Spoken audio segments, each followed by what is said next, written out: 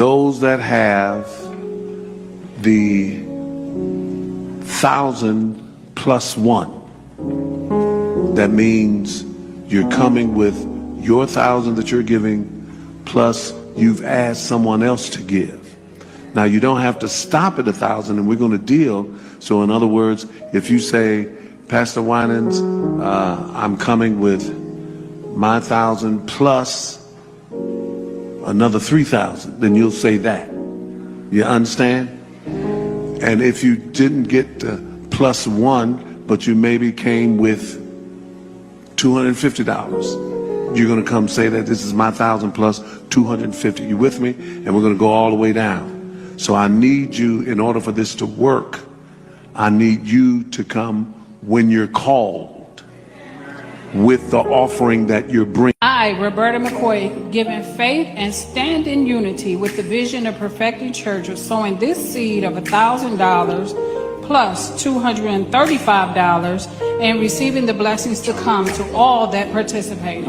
Now that's only $1,200. Yes. Y'all not listening to what I'm saying. If you have 1,000 plus 1,000.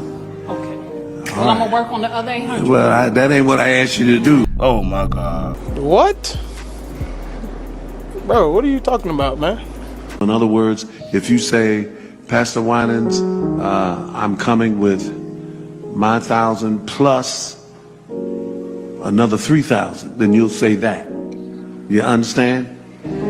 And if you didn't get the plus 1, but you maybe came with $250, you're going to come say that this is my 1,000 plus 250. You with me? And we're going to message to Perfecting Church and its leader, Bishop Marvin Winans. Well, we did sue because we said this continues to be a nuisance which has to be abated. The lawsuit filed last week, the city demanding the court take jurisdiction over the case involving this unfinished church at 7 Mile and Woodward, the future home of Perfecting Church, a church that has been under construction for decades after plans to build at this site were announced in 2003 by Bishop Winans, a member of the world-renowned gospel singing family, the Winans. They have not taken out a building permit to do any work on that church since 2018. We want a receiver to come in, take control of the project, and help us bring this thing to a close. The city says it's still waiting to receive a detailed status building report from the church, which was due 2 weeks ago. Fox 2 reached out to Bishop Winans, and we received a statement which reads in part, "We believed we are up to date in addressing all matters of concern posed by the city. We are shocked and extremely disappointed that the city would take this course of action in the dark of the night and, in our opinion, not acting in good faith." But one local activist believes this lawsuit is about more than a church that remains unfinished. What is really happening here, I believe, is that church is located right on the line of sight to the first PGA event ever held in Detroit, the Rocket Mortgage Classic. I believe they view it as an eyesore. The city rejecting that claim. We've had 2 rocket mortgages, and this thing has been standing there throughout each one of them. The church has 3 weeks to respond to the lawsuit. There's something wrong with this. Does God have a timetable? Hell no. Sending a clear... listen to me. We're going to get down. If you didn't give but $4.25, we're going to get to you today. Touch a neighbor and say, this is the day of giving. I'm trying to do it orderly. So if you're in the line and your total doesn't equal 2,000, you can just slip out while ain't nobody looking right now. Oh, damn. And we're going to call you to come back. Okay, if you listen to me. Man. And I'm gonna be real, and I ain't even finna hold my tongue. I y'all, bro. Cause y'all going to hell, bro. Bro, y'all say we going, y'all going. You're the one who's guilty. All y'all do is take from the poor people in your community, in our communities, bro. Man, my whole damn life growing up in a black community, you see black people, right? They cry victim, all while stealing from your own damn community. And then people say, this man lines people up in the church according to the size of their donation. So if you, the highest donator, you go first, but if you got $1, you go to the end of the line. Like, why do people even have to get in line to deal, bro? Like, this is not church, bro. That ain't God. And that ain't God's house, bro. Straight up. Now, you talking to a man who has read the Holy Quran, the Holy Bible, and the Torah. You get what I'm saying? I done read them all. And see, the worst thing that we have will be happening, bro, in our community. People don't want to think for themselves, bro. It's easy to follow a path than it is to find your own way and make your own path. So then people in our community, they already down on their luck, down on their hope, down on their finances, down on their education. And then you get these motherfuckers like this pastor dude, and the rest of them, even the white ones, they take it from their own communities as well. You get these people, man, this dude trying to buy a jet, dog. He trying to maintain his lifestyle, dog. He ain't trying to put that money back into 7 Mile.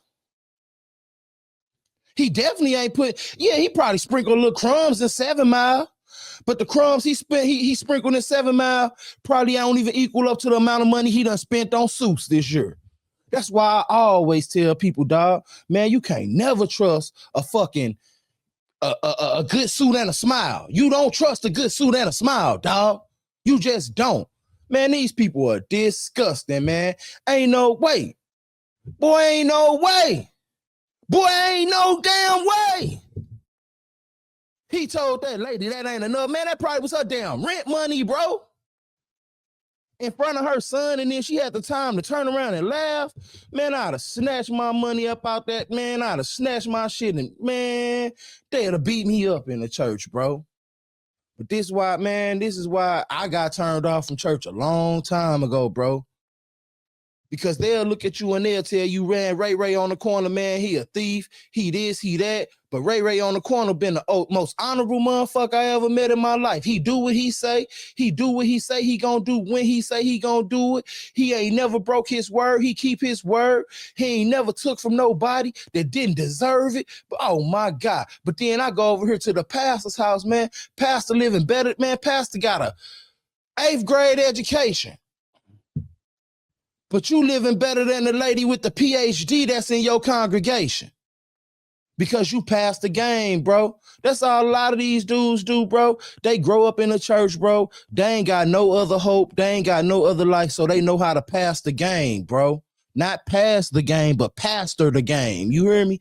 That's all they do, bro. And then you got the other ones. They go to jail. They ain't got no hustle. They ain't got no get right. They get out of jail. Now I'm going to be a pastor because I'm a slick talker and I'm a con artist. You know what I'm saying? That's all that be going on, G. And this is sickening, bro. This is sickening to his community, man. The congregation needs to leave for real, man, because that man ain't going to lead you in the right direction, bro. You better get right with God. You better get you some knowledge of self, and you better create your own relationship with God, bro. Because following a leader like this, if that's what you believe in, boy, he leading you down the wrong direction, boy.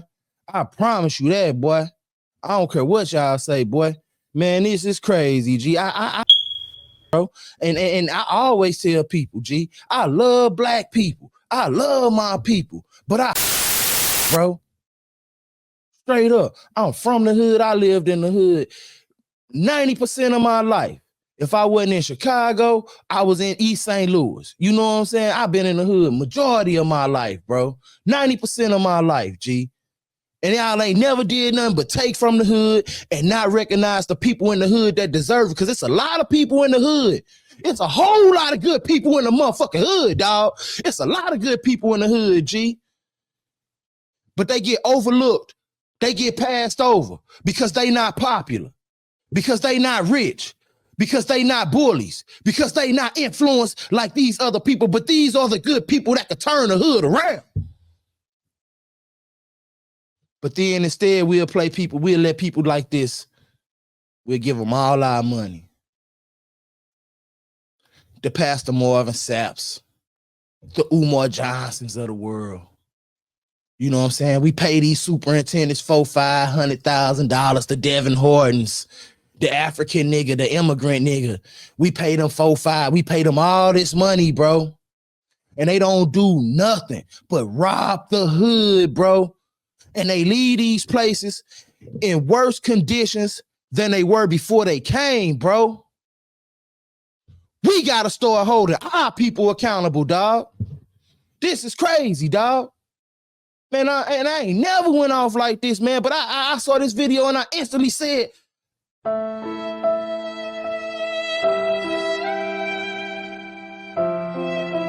I might not even get monetized for this video, bro. But I really do. Because all they do is take from us. All they do is take from us, bro. And it ain't right. Stop letting these people take from y'all. Please. Get you some knowledge of self. Build your own relationship with God. Stop letting people lead you down a path when you could wake up and follow your own path. The best thing I ever did in life was follow my own path in life. I can promise you that. My name's 61ACs, bro. Y'all need to stop the community. And y'all need to stop letting the community, the people, your leaders of the community, do this to you, bro. Straight up. And before you ask anything I ever done, I spend thousands and thousands and thousands of dollars out of my own pocket every year. I don't ask for no donations. Sometimes I ain't even got it, but I put it back in the hood. And I'm stamped on that. So